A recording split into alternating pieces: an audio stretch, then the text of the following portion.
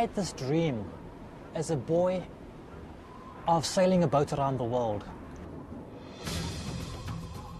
I did not see the racial implications of being black, wanting to break into a sport which is predominantly a white man and rich man's game. Being black in South Africa during the apartheid era was a frightening period. But I wanted to sail so badly, I would not take a no. So I knew I had to go and design my own boat. I had to build my own boat. People looked at my boat and said, that thing will never cross an ocean.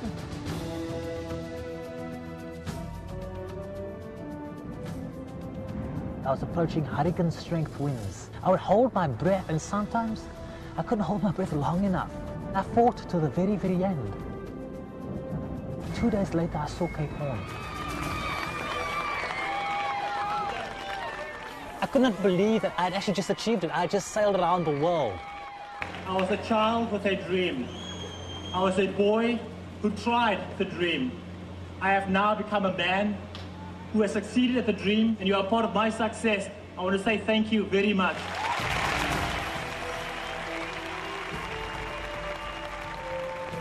In the middle of the Atlantic Ocean, I encountered major fog.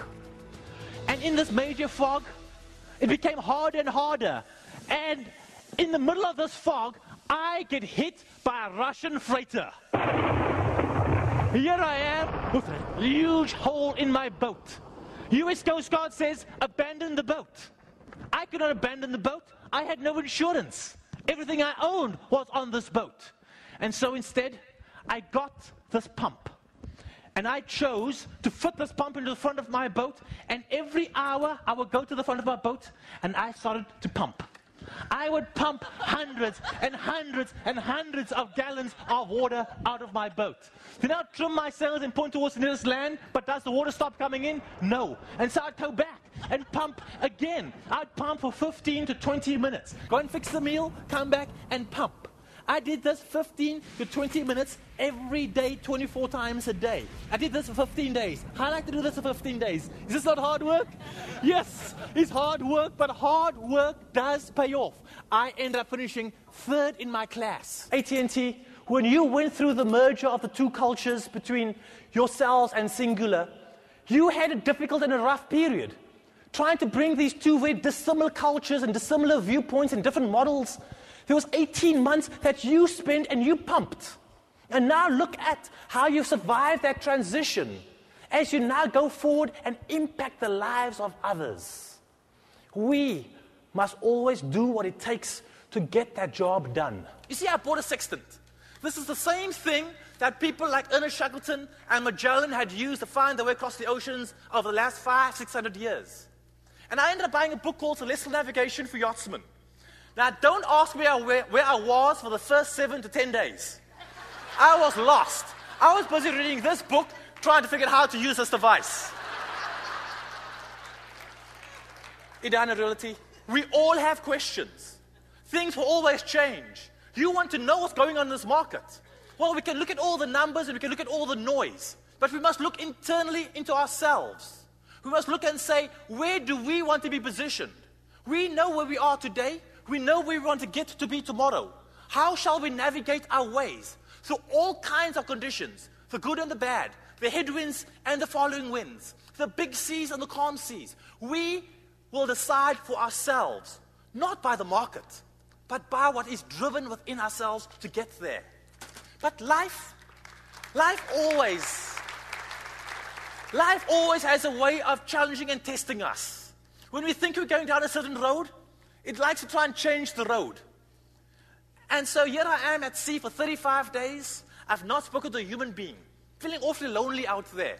So I stood tall to look for a ship that I could talk to. When the boom, which carries the mainsail, came flopping across the boat like a golf club going at a golf ball. My forehead was the golf ball. It made perfect contact with my forehead. It split open my eyebrow. I could see the bone of my eyebrow. I had a big barrier. You see, I did not have the money for a satellite distress system.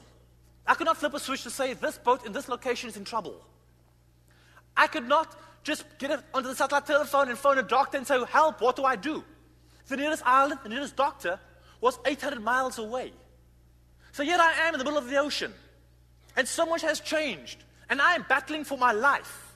If I don't stop the bleeding, I shall die. So I got a sailing needle. Yes, a sailing needle and sailing twine. Could you stitch your forehead back together with this needle and sailing twine? Could you? Nope, nor could I. So we had a barrier, a huge barrier. And then I started remembering in science, if you have a bleeding wound and you apply pressure to the wound, the bleeding will stop. I remember my mother being my science teacher saying that if you hold that wound together for long enough, it shall congeal and eventually grow back together again. So I started thinking, hold it together, apply pressure and hold it together. Aha, apply pressure and hold it together. And with that, I came up with my solution. A clothes peg, as we call it in South Africa, or a clothes pin, as we call it in America. I sailed 800 miles like this to go see the doctor. The doctor looked at the wound and said, son, the wound is fine, but you need psychiatric help. Edina, reality. What do you have as your symbols that reminds you of how far you have come? You have lived through the biggest bull market, and now you are living in a period of a down market. We must find the symbols that give us the inspiration to get up each and every day to keep going. We must follow those passions. For many of you, you love this business. This is your entire life. For some, it's just a job. If you don't have passion, go and do something else. But when you have passion for this industry, when you have passion for helping people, give your best. Be willing to commit the hard work, because hard work is all we can bring to the table to make a difference. What is next? Cisco, I challenge you to ask yourself that question. Now what? You've had 22% year-over-year growth. What are you now going to do? How are you going to go to the next level? What is the next level? Now, what is next for you? Yes, it's our time. So we build upon our successes. Life is about change and how we deal with those changes. We get to decide, will we carry baggage or will we carry treasures? The choice of these things are totally up to each and every one of us. Because I truly believe that in life, there are no barriers, there are only solutions. And now it is our time. Thank you so much.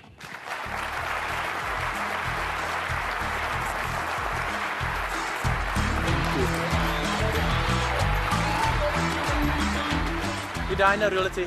IBM, AT&T, what is next? Cisco, I challenge you to ask yourself that question as you now go forward and impact the lives of others.